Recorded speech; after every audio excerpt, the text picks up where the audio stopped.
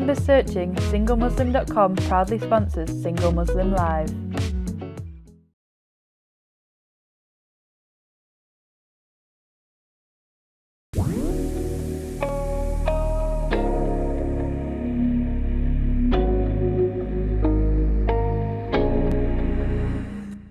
Assalamu alaikum and welcome to Single Muslim Live here on British Muslim TV, sponsored by SingleMuslim.com. I'm Fahima Mohammed, your host, and I'm really looking forward to showing you some of the topics and guests that we have planned for the next few weeks ahead. Before I do so, I would like to also invite you to join in the conversation with us, wherever you're streaming from, whether it's on Sky, channel 752, Facebook, Twitter, YouTube, Instagram. Welcome from across the globe as well. I know we have viewers that are watching from around the world, so thank you so much for being with us here tonight. If you do want to join in the conversation, you are more than welcome to call in directly to the studio, speak to myself or my guest tonight, and that number is 01924 231 083. National network rates do apply, so please do ask the bill payer's permission before you do call in. If you want to call in or question or send a comment anonymously, you can do so via our free WhatsApp service. And that number is also at the bottom of your screen and will remain for the rest of the show. But just to remind you, it's 07585 835 150. I want to also address the fact that we're here to serve you from the team on British Muslim TV. We have these shows every week so that we can address your challenges and answer your questions and queries live so that you have the opportunity to get some advice, tips, and strategies from myself as well as my guests. So please do take this opportunity. It would be amazing to hear some of you speak tonight. Without further ado, I would like to invite my first guest for tonight, and he is Mamoon Yusaf. Assalamu alaikum. How are you today? Wa alaikum assalam wa rahmatullah. I'm doing excellent. Thanks for asking. Thank Great you to be so here, much. and thank you for inviting me on. No, it's our pleasure to have you tonight. I know how busy you are in your schedule, and to actually make time to talk to us tonight is a real treat. Really appreciate it. I have so many questions for you. We're going to be discussing Taqwa Dating. And I think that it's really raised a lot of issues around the whole title itself, which we will get into. But before we do, could you tell me a little bit about yourself so the viewers, the audience that's watching can have a bit of an insight as to who you are and what do you do? Yeah, so I'm an author, a speaker, and a coach, and I've been coaching predominantly in the Muslim community for over a decade, so about 12 years. And that's full-time working with people and really just trying to help people overcome the day-to-day obstacles they've got to living the life they want. And of course, as soon as I started this profession, I realized there would be a lot more relationship coaching than I had bargained for when I started my career. That is so true. I find that experience myself as well, because when you're doing coaching, you don't really necessarily go into a particular niche all the time, but a lot of people that come to you, even if they don't come to you with a relationship issue, it leads to it. And it's really fitting with tonight's show. Obviously, we are talking about relationships. We have a Muslim community, especially living in the West, that do have issues and challenges when it comes to finding a potential spouse. Now, before we go into more detail about Taqwa Dating, we've had queries, we've had questions and comments with regards to the two words not actually mixing, not actually even should be in the same sentence, because dating is a Western terminology and it doesn't really represent what us Muslims believe and follow. How would you respond to that, Mamoon? Well, to me, on one level, it doesn't matter what you call it. What matters is what it is. And the fact of the matter is, in the Muslim community, you're either single or you're married, and nothing happens in between.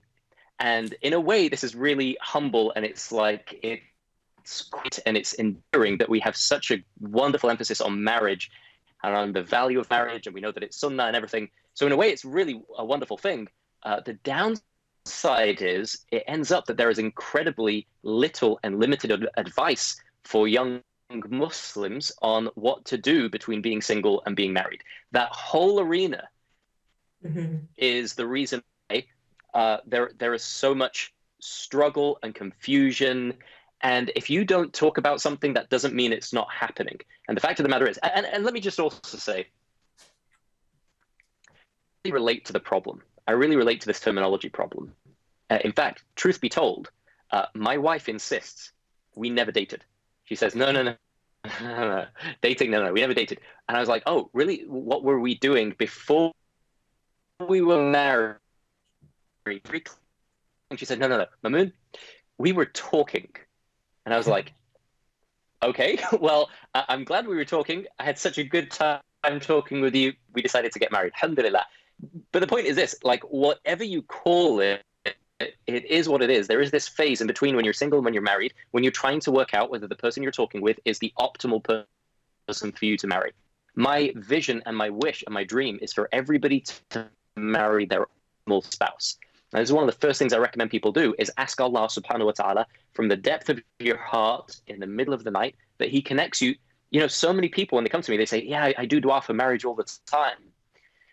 And I say, listen, don't just pray that you get married, because half the people I coach want to be married and the other half are struggling in their marriages, wondering whether or not they married the right person.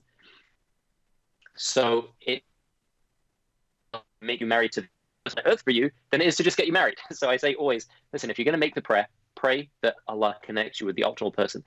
Now, the whole question of, you know, is this Islamic? Well, there's always been a phase between when people were single and when they got married. This has always existed. What makes things more challenging and confusing now is how and systems and strength. Well, I completely can hear you there, but before we move further, because I am trying to understand what you've sort of said at the very beginning with regards to the dating, and I guess I just want to make it clear to people that are watching that when it comes to dating, we use the terminology, but obviously if we are going to do it in an Islamic perspective, from an Islamic point of view, then we obviously need to adhere to certain boundaries and rules, which we know exist. So even if we're saying halal dating, taqwa dating, that actually means that we're going to be conscious as to what our actions are in between that phase of getting married to somebody. So it's not going to be the same as the normal Western way of thinking of dating, where you are free, mixing, and you have no boundaries and no rules. And I guess that's what we're trying to talk about today and actually make it very clear, because obviously even being on a social media platform and speaking online, a lot of people might get confused thinking that these boundaries, these rules don't apply, but it still does. You just have to obviously understand your faith, know that there are other options, where even if you're going to meet, you obviously may take somebody with you or make somebody aware of it. But just because you're doing it online does not mean that you cannot do the same thing. And in fact, if you are talking to somebody online, then it's nice for you to actually share with them that actually, you know what, my parent, my aunt, my sister, my brother, somebody knows that, you know, I'm talking to you. So it even takes away and filters the ones that people say, well, online, they're not serious. But then if they are happy and they're content with that, then you actually can get somebody who is actually going to be serious for you, and you filter out the people who are not serious, who are looking for a permanent relationship and who are willing to pursue it. So I guess that's what we're really trying to address here, that there is a period between finding somebody and getting married, and whether you call it dating or not, and you agree with that or not, well, we're actually saying that we can do it in a Islamic manner. And that's really important, that you are obviously in a state of consciousness and of fearing Allah subhanahu wa ta'ala, taking steps, making decisions and choices that is actually going to keep you in line with the way in which our Islam actually still envisage us to actually perform. So when you get to know somebody and you're speaking to somebody, it's actually still going to be within the guidelines. And that's something that we need to really discuss. And I think it's really vital and crucial that we do find this as something that we can take forward in the future. Mamoon, when it comes to when, you know, that that period when people should be involved with dating, getting to know somebody, how would you advise them to go about it when it actually is going to be in a halal way where they involve people? Because nowadays, you know, the youngsters, they meet all the time at university, work, college, things like that. And they think it's okay if they're going to meet somebody for the potential marriage in the same way. Does it differ, or should it differ? What's your ideas on that? Yeah, great question. And I want to also follow up something you were saying earlier. When I coined the term Taqwa dating over a decade ago, when I started coaching people, and it's really interesting because when I started coaching people, I was primarily focused on helping them achieve their Quran goals.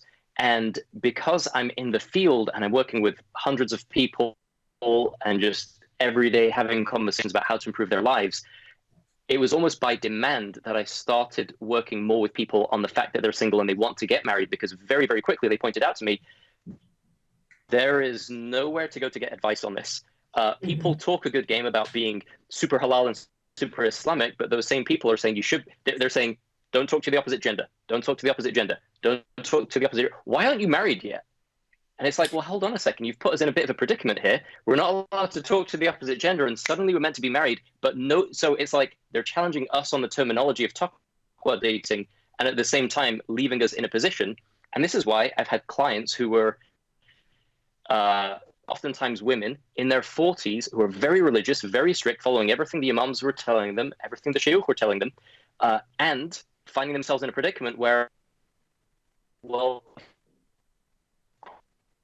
not married and I'm men and I've never talked to men, a situation whereby in an attempt to avoid the haram, they were unable to follow the sunnah.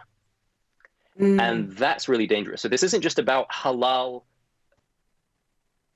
getting to know someone. Of course, the boundary we all have, the very fact that we're Muslims means we're going to aim to do everything in a halal way.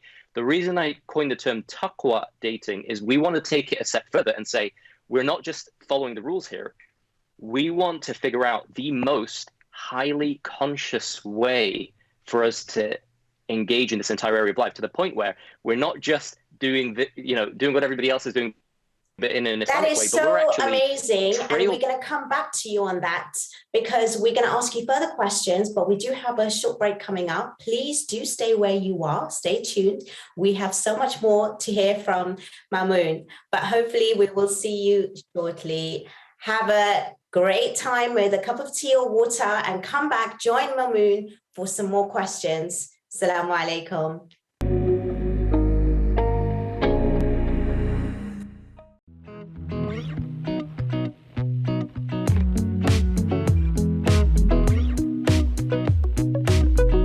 With 3 million members searching, SingleMuslim.com proudly sponsors Single Muslim Live.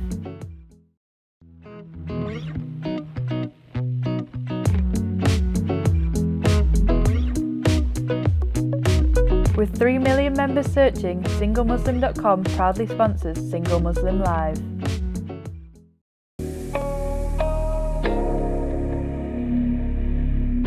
Assalamu alaikum and welcome back to Single Muslim Live. We're here on British Muslim TV, sponsored by SingleMuslim.com. I hope you've got your cup of tea, a glass of water, all relaxed, because this is a really, really interesting conversation.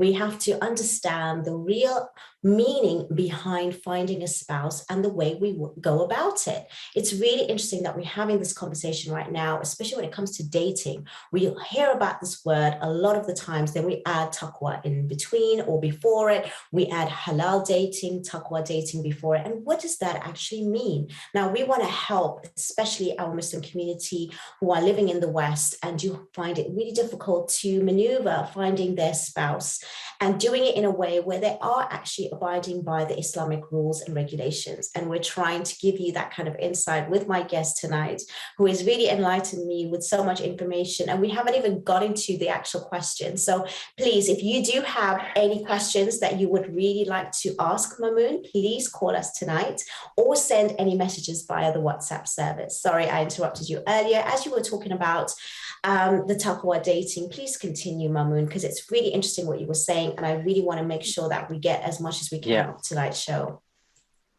Yeah, thank you. So I was saying Taqwa dating, it's not just finding a halal way of doing everything. Of course, we're doing that as the foundation, and that's by default because we're Muslims. But we want to go a step further than that and do the whole finding a marriage partner in such a highly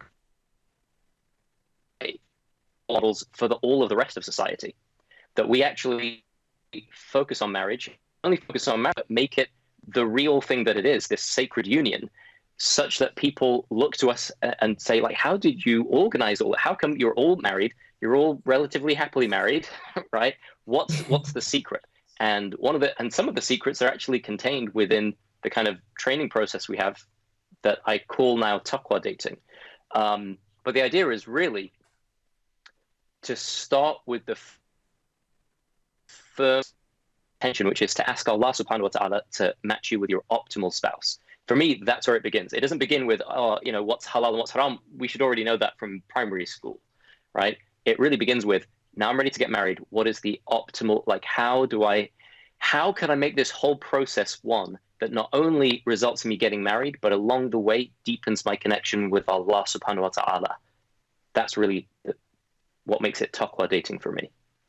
It's really interesting you say that. And as much as you might say that we all know this from primary school, but being a coach myself and speaking even to a lot of people outside the community as well as within, but especially within the community, unfortunately, we do find that we only know to a certain extent when it comes to our faith. And especially living here, we find that because the gap between the parents' generation and the generation that is now is quite wide. And a lot of us are practicing more culture than religion. And then we are living here for example, in the UK, and we're following a different culture.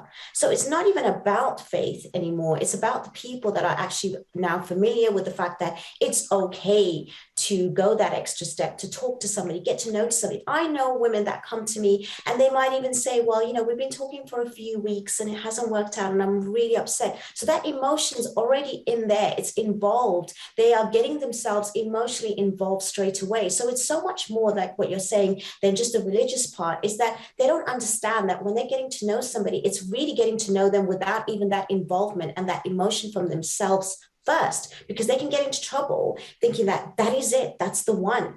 And I find that whether they're highly educational, professional women or men, they can really struggle in relationships. What is your experience on this, Mamoon? Great question.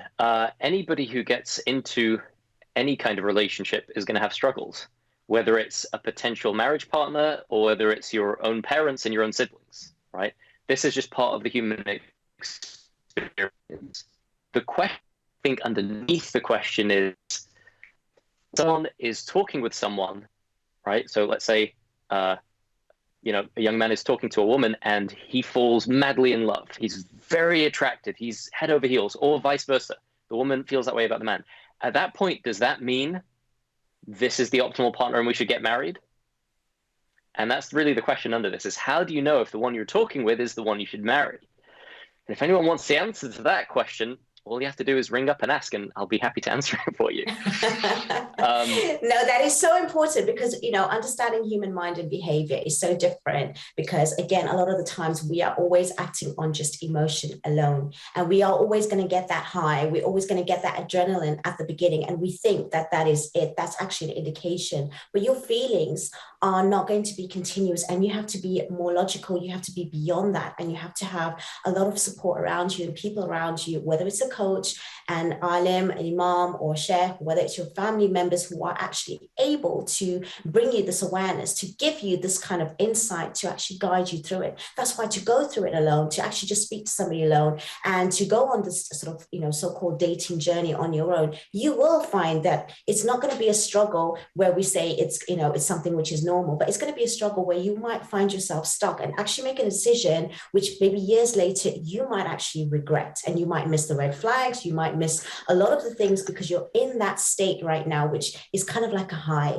And I think people don't understand their own mind and their own human behavior in order for us to understand this much better. That's why we have Mamoon tonight, who's hopefully going to answer that. So could you give us some of the processes that you use? I'm not going to go into your whole coaching session here, but just some tips as to, if someone right now is in the middle of speaking to somebody, how would they hold themselves back a little bit? How will they manage their emotions so they're actually getting the real questions out there and getting the real answers for themselves so that they can actually figure out that, this is the right way about it and a safe space to actually go further? Yeah, great question. And also I want to ping back on what you were saying earlier, that just because you're really involved emotionally doesn't mean that it's the right person. And that's true. Feelings come and go at the speed of thought, right? So just because you feel really amazing doesn't mean that the thing that you're doing is amazing or that that person is amazing. That being said, I think it's super important you marry somebody you are attracted to, right? That's super important. So it's a good sign that all of those feelings are there. What I would say is at that point, that for me is a fundamental thing, that you're attracted to your partner, you click, you really get on with each other, because you're going to be spending a lot of time together if you get married, right? So you want to make sure that that's all there. The challenge is to not stop there. If that's your only criteria, when I feel really good, then I know it's the one I'm going to get married, then you could really get in trouble. So at that point, I kind of move people along to the next step in the process. I kind of have this whole roadmap, which I take people through, but the next step in the process then is what I call the compatibility assessment. And compatibility doesn't mean like, do our personality types match? It means something a lot more practical, a lot more tangible, which is, what are our values? Like, where do I want to live? Do you want to have kids? Do you want to raise your kids in a certain way and the other person doesn't? And there've been all kinds of people I've coached before they got married, and some people after they got married, after they're married, and then it's like, oh, well, now you've got an irreconcilable difference that really could have been resolved if we had a bit more Taqwa dating earlier on, right? Instead, now we've got divorce coaching instead of Taqwa dating. Yeah. So, so the solution is, the attraction and those feelings are very important to recognize that they're there. And honestly, this isn't just my little theory here. A sheikh told me this. He said, listen, one of the worst things a man can do, one of the worst things he can do, is to marry a woman when he's not really attracted to her. Because as soon as they get married, he can't fake it. You don't really choose who you are attracted to. It's not a choice. So he can't fake it. Now the woman is going to have all kinds of experiences that are undesirable, where she feels like she's unlovable and nobody likes her, and even though her husband isn't that into her, it causes all kinds of problems down the line, which is why I would say early on, absolutely make sure that that's in place. And I've seen people make both mistakes, by the way. I've seen people attracted, not do the compatibility assessment and rush into things, total mistake. And I've seen people get married without actually being attracted to the person they're marrying, but they're, mashallah, is a very good Muslim, Hafiz, mashallah, is a doctor. All of that stuff, on paper, they look great, but there's no actual connection between them. And that results in real problems after marriage, right? Or within marriage. That's so true. I mean, as you're speaking, my mind's just blowing away right now, because I can also add to that to say it's, the attractiveness, the chemistry is there, but don't just think, the physicality is also going to last. There has to be the qualities, like you mentioned, that's going to keep that going. Because at the end of the day, people do change. Women, men, they age, they change in their height, in their weight, in the fact that, they might look differently after giving birth. And there's a lot of pressure, especially on looking at the way you were when you first got married or before children, for example. So even though these things are really important, there are surface and you should worry about the surface, but a lot of the times that's all we're concentrating on. We need to concentrate, like how Mamoon has mentioned, as a holistic way of approaching marrying your potential spouse. But again, we can't just also have this big list of things. Again, it has to come with intention, with understanding that Allah subhanahu wa ta'ala is going to put you in certain places, but you have to also take the action to put yourself in those places and situations to find somebody. Because there are people now that literally it's more than a CV in order to have a checklist of what that person is. Now, when it comes to being psychologically switched on, because I know you use that terminology, and we are going to go into a short break shortly. But before we do, can you just quickly define what does that even mean? Yeah, the essential thing I teach is that feeling always comes from thought in the moment, right? So when you're switched on, you're just aware of that fact, and when you're not aware of it. It turns out when you're aware of that, run into these situations like, oh, I'm really feeling very attracted and happy about this person. It's recognizing that that's coming from thought in the moment, not from the person. The other person doesn't have the ability to cause those feelings inside of you. Allah subhanahu wa ta'ala, via the power he gave us called thought, gives us the ability to experience any feeling. And as you were saying earlier, with absolute wisdom, feelings they come and go pretty quickly. So you can't base everything just on a feeling, right? I believe that it's great that the feeling is there. It's wonderful when you have it, and recognize where it comes from, right? That is so true. I love what you said so far. And again, I want to remind the viewers that you can call in to ask any questions. You can make some statements or comments with regards to this. I know there was a lot of queries around the title. So, this is your chance to come on live and speak to us. And it would be really amazing to hear you. At the end of the day, we're only here to serve, and British Muslim TV and the team behind works really hard in order to make sure that your questions are on the show. It's answered and the topics are there, which are yours. And if you have any more ideas, please do send those messages through. I just want to also remind you that we're going to be back after a very short break, and stay tuned, stay exactly where you are, and we will see you in a few moments. Please send those questions and those WhatsApp messages coming through, and hopefully I will read them after the break. See you shortly. Assalamu alaikum.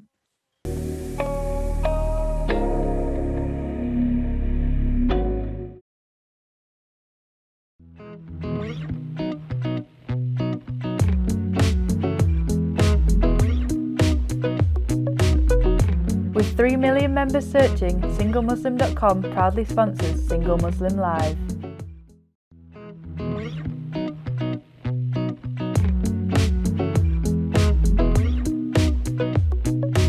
With 3 million members searching, SingleMuslim.com proudly sponsors Single Muslim Live.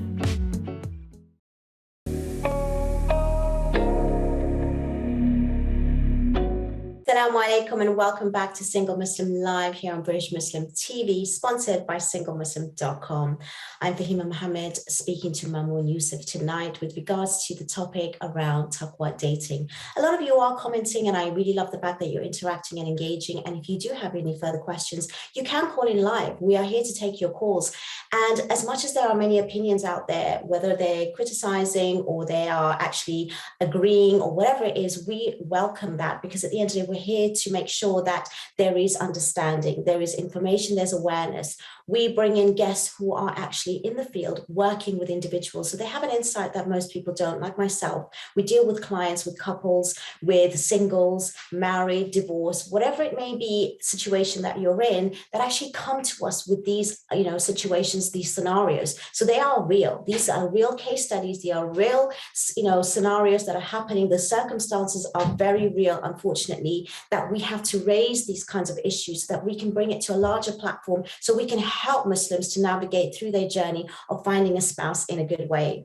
So again, Mamoon, when you were talking about that psychological switch, I guess from even hearing you speak, I'm guessing that a lot of us need to really be a lot of self-aware with regards to our own faith, our own selves, in order to actually gauge who and what the other person is going to be for us. When you talk about consciousness, we know that we can't even operate on that consciousness all the time. We operate on the subconscious mind, which is some 95% of the time. That's why you do need to have help. Do you think there's any sort of help with premarital courses out there that's actually giving us Muslims the way of moving forward? And if there were, what would be your one thing that you would like to add to Muslims today who are looking for a spouse to help them through that journey? Wow, great question. So the one thing I'd like to add to help them through the journey, it's hard to narrow it down to one. I found that if you're looking for the one, the most powerful thing you can do, as well as asking Allah subhanahu wa ta'ala to find them for you, because really, you can't do an analysis of 7 billion people or 3.5 billion people and figure out which one is the best one for you. But Allah subhanahu wa ta'ala can do it instantly. So as well as asking Allah for help on the journey, the most powerful thing we can do for ourselves, if you're looking for the one, become the one that your optimal spouse is looking for, right? Develop the inner qualities and characteristics that anyone on earth would be like, they would think that, they'd be thrilled and super happy to be able to marry. That is interesting. I love that. I love what you just said.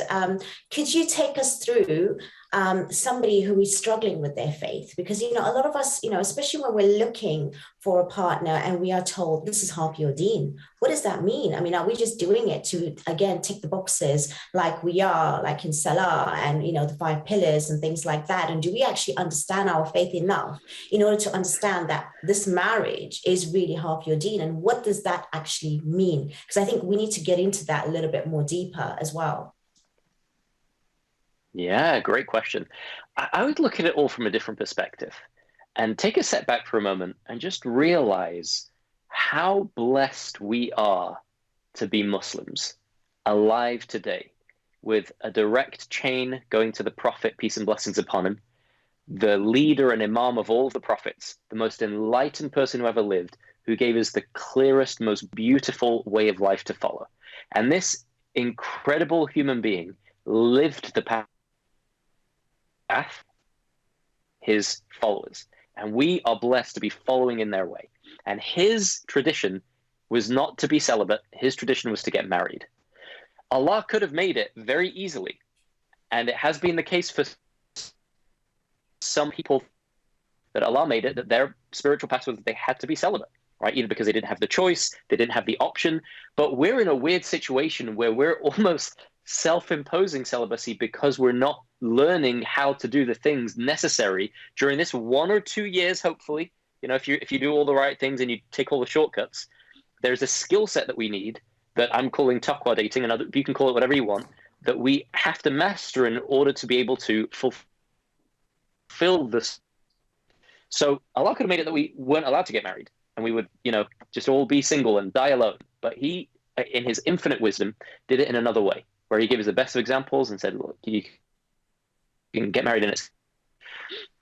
So how do we do that? Well, all of the virtues and values of the Quran, if you think about it, they're all the most attractive qualities a human being can possibly have. And if you want to be successful in this journey, to find a partner, the more we can live by these values. And taqwa is one of them, right? But there are many values the Quran teaches, including sabr, resilience. Boy, you're going to need some of that if you're going to go on this brave journey to try and find the optimal spouse for yourself. We do have a question, gratitude. Mamoon, actually. We have someone who has messaged saying, have you got any evidence that Taqwa Dating works? Yeah, everybody who is married who had taqwa while they were talking to their spouse. So I think that there's millions and millions and millions of case studies. I think what they mean is like the exact particular process. Listen, it's not about me. Think about it. Taqwa is being conscious of God. Dating is the phase that you go through before you're married when you're talking to your partner. Everybody who's done those two things, myself included, Fahima included, millions and millions of Muslims around the world included, right? They're all the success stories. Everyone who follows the path of Muhammad sallallahu alaihi wasallam and gets married and talks to their partner before they get married. And by the way, it could be in different contexts. Some people do it. I don't say that you have to do it using a website or using an app. If your parents introduce you to someone and you talk with them and it works out perfectly, Allahu Akbar, you're the luckiest person in the world. What I would say is a little bit different now to what was the case in people who are struggling in their marriages. Something is different now to 100 years ago, which is that today, the only reason to stay married to someone is because you want to be married to them. 100 years ago, there were a lot of other reasons to stay married. It was bizarre to not be married if you could be, right? The world was a little bit different. There was a lot more. There were a lot more social and really governmental structures in place. Yeah, divorce has always been halal, but it was harder to do. So my point in saying all of this is, because the only reason to stay married today is because you want to be, that means all of us have to up our consciousness. We have to up our relationship skills. We have to up our game in terms of being very careful about who we choose to marry and being very careful about how we treat them and how seriously we take the institution of marriage if it is to be maintained, and not just maintained on paper, because you can make it can be made a mockery of if it's just something that happens on paper. It's got to be something that happens with the full spirit of marriage that Islam gives us, which is that it's a contract, but it's a lot more than a contract, because the way that you treat, ultimately the way that you treat your whole family is ultimately the way that society becomes. So I'm a big fan of marriage. I think it's one of the greatest blessings we have.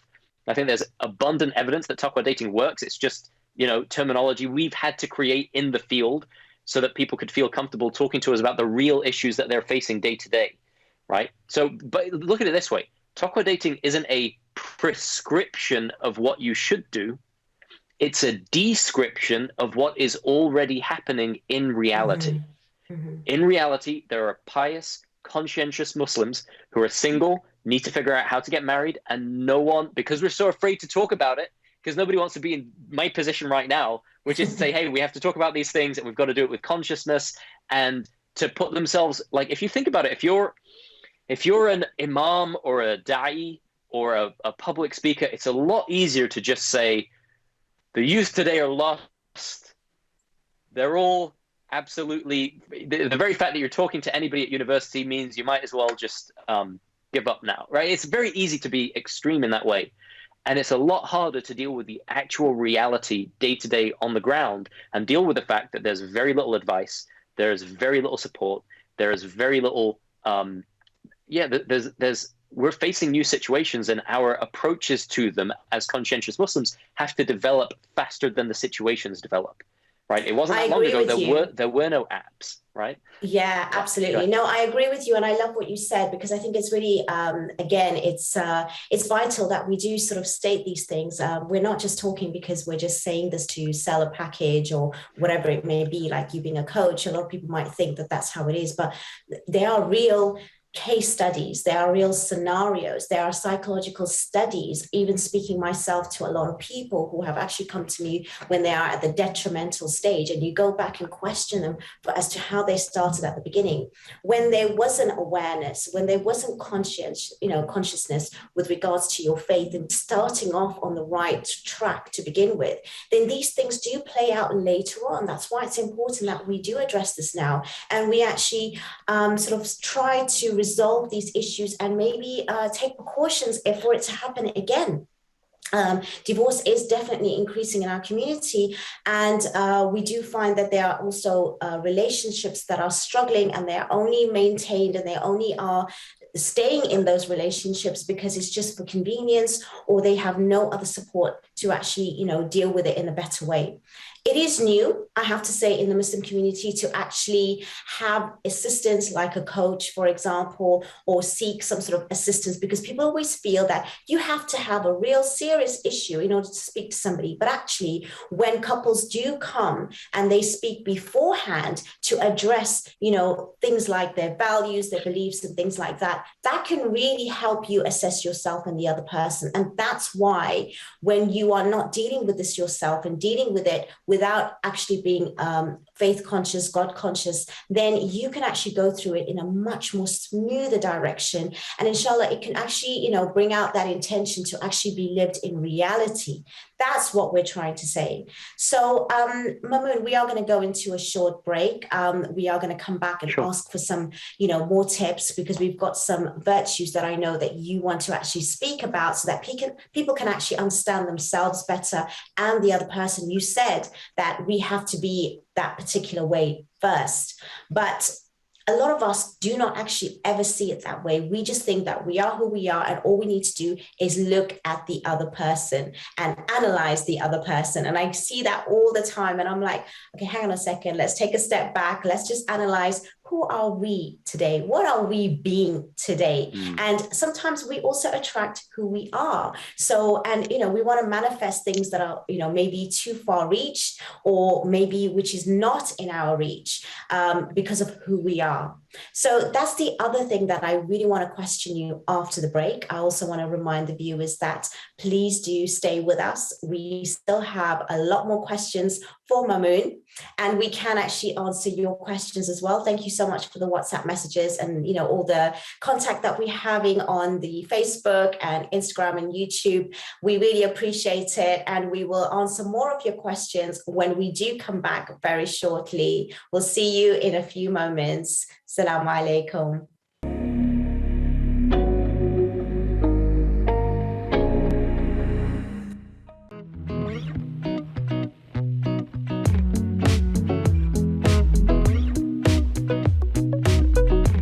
With 3 million members searching, SingleMuslim.com proudly sponsors Single Muslim Live.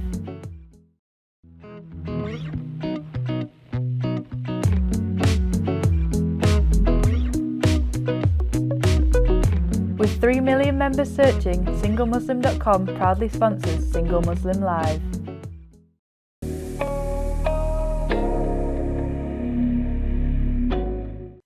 Assalamu alaikum. Welcome back to Single Muslim Live here on British Muslim TV, sponsored by SingleMuslim.com. And we are discussing Taqwa Dating. I think that name, that terminology is really being obviously misunderstood to a certain extent. It also has different interpretation. We do understand that the word dating alone does bring about a lot of issues with regards to free mixing and, being with somebody without boundaries. When we add taqwa or halal before the dating, we're only saying that is not one thing. It's a process of how you approach to speak to somebody who is going to be your potential spouse. And with that in mind, you are going to be adhering to a few of the rules and the boundaries which are Islamic. So hopefully that is clear. But if it's not, I hope that Mamoon, you can actually address this to be a lot more clearer. And also with the question that we had before with regards to the evidence of Taqwa dating, and is it something that can be used? It's not an actual distinction, it's an actual process. How would you, again, address that question? Yeah, it's a great question. And it just occurred to me, I answered it briefly before, but it just occurred to me, whoever is asking the question, does Taqwa dating work? Maybe what they're really asking is, will this work for me? Is there something in here in what you're saying that actually has some substance and can take me from the position where I'm single and I've had these pretty rough experiences and can lead me to getting married to the optimal person? And what I would say to that is taqwa is your best bet. I don't just mean following the laws of Islam, that goes without saying, although we can say it now. What we also mean is being as highly conscious as humanly possible during the whole process, being conscientious of your connection with Allah during the process, asking yourself when things get really rough in relationship, how are your prayers? How's your connection with Allah? Of course, this can only help. And the reason it helps is that in Islam, everything's brilliantly constructed and it's all connected. What happens is the stronger our connection is with Allah, the more present we become, the more mindful we become. And the more present you are, the less insecurity you have on your mind. So when you're meeting somebody, the connection happens a lot easier and a lot more authentically. And there are all of these other values that Islam teaches that we started talking about before. And taqwa really is just it's a term that leads us into all of them, like resilience. And I kind of, I remember them with by saying, it sounds strange, but it's like an anagram, like Dr. Clap, DRCLAP. It helps me remember the key qualities that everybody I coach learns to develop so that they become a much more, a much better version of themselves, right? So what are these qualities? How does it all work? Well, we start with detachment. Detachment basically means recognizing upfront that your feelings don't depend on your relationship status, right? A lot of people are super needy and insecure during the whole process of trying to find a partner because they genuinely believe I'll be happy when. It's what I call the ultimate nafs. I'll be happy when I get married. I'll feel loved when I'm finally married and have children, right? So that's the first thing, is detaching from that. It's an absolute illusion, and it's a trick that your mind plays on you. You will never be more able to be happy than you're able to be right now.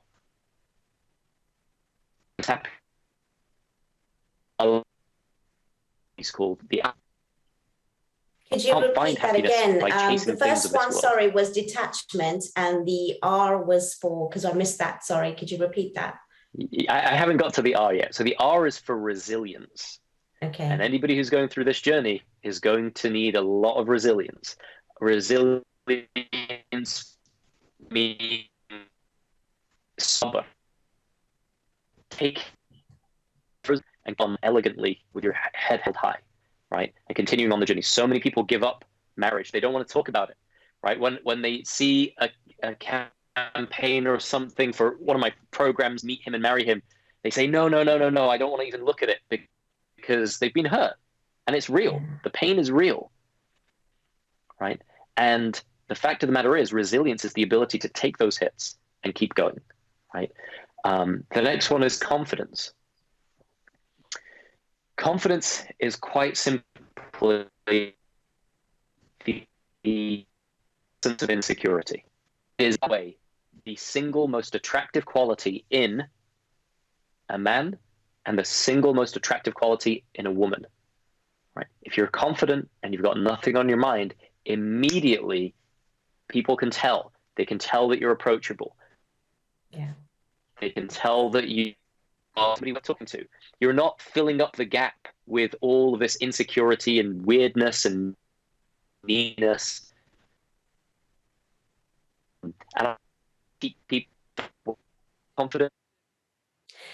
Unfortunately, we have been interrupted with some noise there. But anyways, I love so far what you've talked about. I think it's really important that we do understand that these are stages and strategies that we can use, because learning a lot about human mind and behavior, these are very common behaviors that can actually get you into trouble. And it's not as simple as just finding the right spouse with the way in which they look, the background, and how they are with regards to their akhlaq. There's a lot more psychology that goes behind it. That's why having that understanding can actually make you aware and make you aware of the other person. And you are going to be triggered when you meet somebody else. And your triggers are going to be things that you are projecting as well to the other person. We do come across very normally hearing that I will only feel, whole when I meet somebody else. No, you are whole, complete. You are 100% by yourself first. And detachment, of course, it's really important that we understand that there is a natural desire to connect with somebody, but that neediness can be seen as very, very unattractive and very, very unhealthy, especially if it's going to continue over time, because you're going to rely on that individual to fulfill things that you can do for yourself. I'm writing all of this down because it's really, really useful, actually. Being resilient and patient, that is another thing, because again, marriage is a struggle. Even going through the process of finding somebody, it's never that simple. There's lots of interferences that come in between, and it's really to have that quality is going to be useful. The confidence, a lot of people feel that if they do show confidence, that it becomes maybe across as arrogant or, too much. But again, we're not used to seeing people that are confident in society, because again, it's like that shyness or that, that sort of saying that, I'm not good enough, so that people can understand that, this is the way to speak. And I'm trying to get people out of that way as well myself, because the confidence is one thing that makes you have self-esteem and feel assured that you know yourself and you know what you want. And it brings about a lot more clarity as well. So what was the other thing that you were mentioning? Because I love this, and I might use it myself, actually, Dr. Clapp. Go for it. Yeah, the more we can get the word out, the better. A quick thing on confidence. It's very important to realize that arrogance has nothing to do with confidence. Arrogance comes from insecurity. If somebody's being arrogant, they're just showing everybody very publicly all of their insecurity. Look at it this way. Was the Prophet ﷺ confident? Of course. Yeah, absolutely. Was he confident or was he insecure? He was absolutely confident. Was he arrogant? No, it doesn't add up. So it's very simple for us to realize confidence is an essential quality. Look at this another way. Humility isn't thinking less of yourself. It's thinking of yourself less. And when you think of yourself, automatically confident, and you're automatically present, and you're in the moment, and that's where all the magic happens. So that's a really important thing to share, confidence. So there's a lot more on this.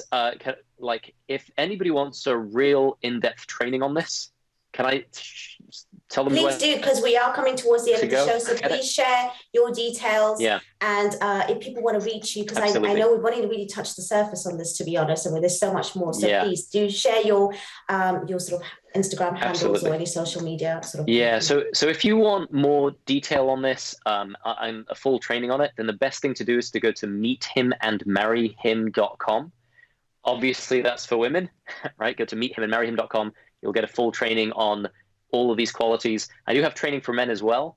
But yeah, if you're a man, basically just go to mamoonyusaf.com and sign up there.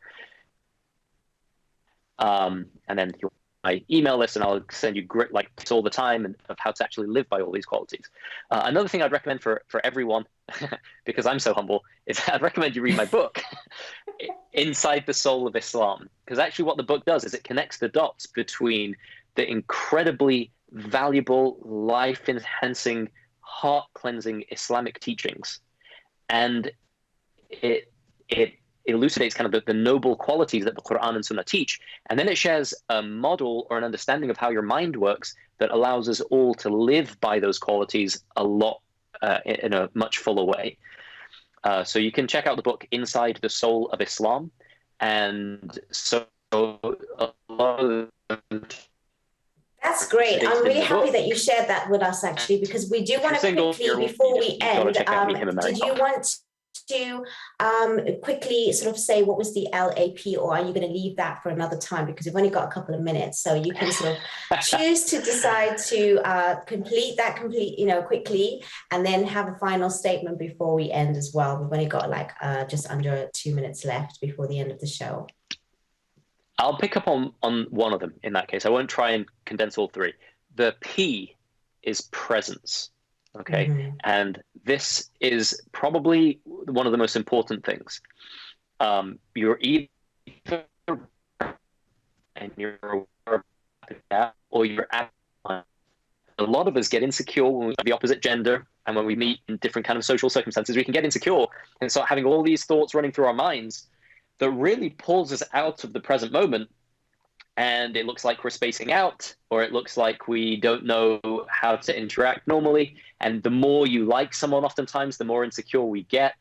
If you can learn the secret to presence, then it does two incredible things. Number one, if you automatically become more attractive, you become one of those people that walks into the room and everybody notices your presence. Number two, it's also the key to connecting with Allah subhanahu wa ta'ala. So if you want your prayers to be more powerful, this is where everything beautifully synergistically works together in Islam. That is absolutely beautiful, Mamoon. And I'm sorry to interrupt you, because I know that we've got so much more to talk about, and we may have to even call you back again, because I know you've got so much tips. But do reach out to him. Thank you so much, Mamoon, for joining us tonight. It's gone by so quickly that actually we've not even had time to finish all that we need to say. So please do be in touch. Thank you again for watching and tuning in from here and the studio and all out from British Muslim TV. Thank you for watching, and we'll see you next time. Assalamu alaikum.